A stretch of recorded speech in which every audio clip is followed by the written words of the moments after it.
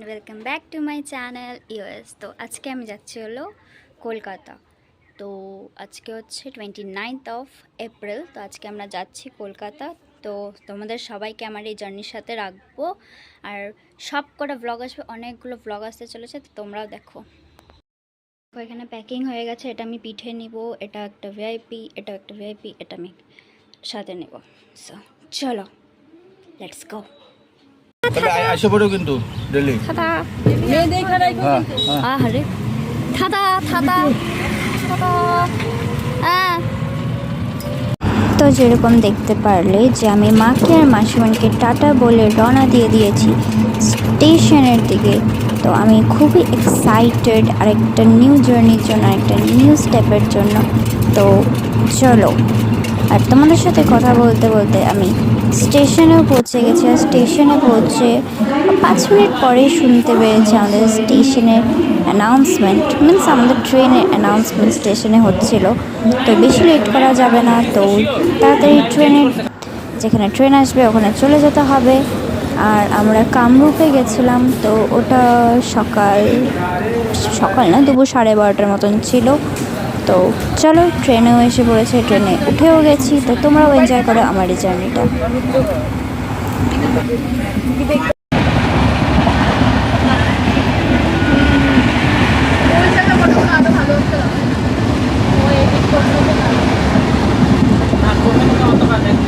তো এখানে চলছে হলো মেহেন্দি লাগানোর পর্ব। আমি আমার একটা ফ্রেন্ডকে মেহেন্দি লাগিয়ে দিয়েছি, তারপর আরেকটা ফ্রেন্ড বোন, মানে ওরা বোনের মতনই সবাই, তো ওদেরকে মেহেন্দি, মানে সবাইকে মেহেন্দি লাগিয়ে দিয়েছি।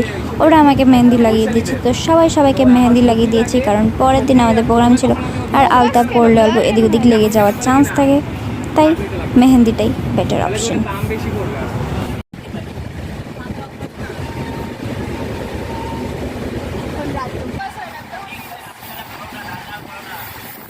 আর যেরকম তোমরা দেখতে পাচ্ছ যে ভোর হয়ে গেছে আর আমরা সবাই উঠে পড়েছি। আর আমি অল্প শুয়েছিলাম, তো স্যার ডেকে উঠিয়ে দিয়েছে, সেটা ব্যাপার নয়। তো সবাই উঠে পড়েছি আর প্রিপেয়ার্ডও হয়ে গেছি নামার জন্য, কারণ আমাদের নেক্সট অফিসে হচ্ছে আমাদের নামতে হবে। তো সবাই উঠে সব ব্যাগ বের করে সবাই রেডি হয়ে বসেছিলাম। বাট ট্রেন আধা রাস্তাতেই, মানে স্টেশনে ঢোকার আগে অল্প লেট করে ফেলেছিল, তাই অল্প লেট হয়ে গেছিলো। 5:30, মানে রাইট টাইমের অল্প পরেই ঢুকেছিল। তো সেটা কোনো ব্যাপার নয়, চলে যায়। তো আর দেখো, মর্নিংটা এত সুন্দর লাগছিল দেখতে ট্রেনে বসে বসে। আমি তো খুব এনজয় করেছি, আর তুমিও এনজয় করো।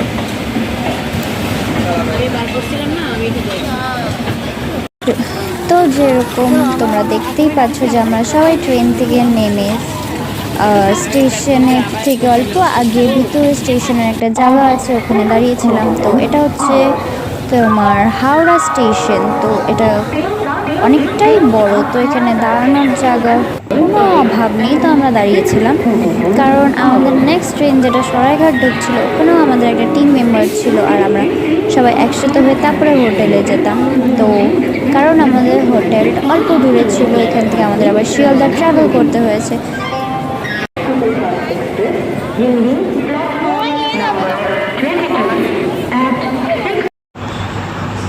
তো আমরা হাওড়া স্টেশন থেকে বেরোই, ওখানে ট্যাক্সি স্ট্যান্ড আছে। তো ট্যাক্সি স্ট্যান্ড থেকে সবাই ট্যাক্সি ধরে চলে যাচ্ছিলাম হচ্ছে শিয়ালদা। আর যেতে যেতে আমরা গেছি হচ্ছে হাওড়া ব্রিজের ওপর দিয়ে, যেটা একটা সব কলকাতার লোকেদের জন্য হয়তো ইমোশন। আর আমরা যারা কলকাতার বাইরে থাকি বা বাইরের থেকে যারা কলকাতায় ঘুরতে যায়, আমাদের জন্য তো একটা খুবই বড় ইমোশন এই হাওড়া ব্রিজটা ক্রস করা। তো আমার তো খুব ভালো লেগেছে। আর আমরা শিয়ালদা যেতে বেশি টাইম লাগেনি, 20 মিনিটস মতন হয়তো লেগেছে, মানে বেশি দূর ছিল না। ঠিক জায়গাটা আমি বলতে পারলাম না যেখানে গেছি।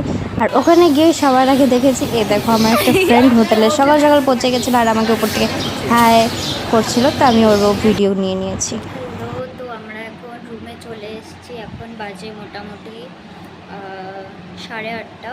তো আমরা রুমে চলে এসেছি, চেক ইনও হয়ে গেছে। আমরা 6টার সময় ট্রেন থেকে নেমেছিলাম, 8:30 বেজে গেছে।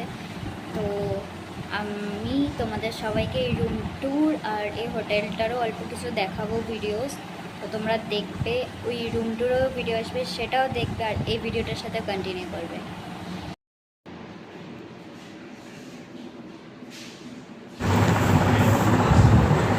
এটা হচ্ছে ওই গেস্ট হাউসটা যেখানে আমরা ছিলাম, ফিনিক্স লজ। হ্যাঁ, আর এটা হচ্ছে আমরা তখন সবাই ফ্রেশ হয়ে বাইরে বের হয়ে গেছিলাম খেতে যাওয়ার জন্য, বিকজ আমাদের অনেক খিদা পেয়ে গেছিলো, কেন কি আগের দিন রাতে আমরা অনেক তাড়াতাড়ি খেয়ে নিয়েছিলাম। তো আমরা বেশি দূর যাইনি, সামনাসামনিতেই একটা জায়গায় ওখানে আমরা খেতে গেছিলাম, মানে ঠিক চিনতাম না, ওখানে একটা ধোসাওয়ালা পেয়ে গেছি, তো আমরা ধোসা নিয়ে চলে যাচ্ছিলাম হোটেলে, আর কিছু কিছু দই টই অল্প ঠান্ডা জল কিনে নিয়ে সবাই মিলে চলে যাচ্ছিলাম। আর এ দেখো, এই ডোসাটা খুব ভালো ছিল খেতে, রেডিমেড ছিল বাট খুবই ভালো ছিল। সো আজকের ভিডিওটা এতটুকুই, দেখা হচ্ছে নেক্সট ভিডিওতে, ততক্ষণের জন্য টাটা।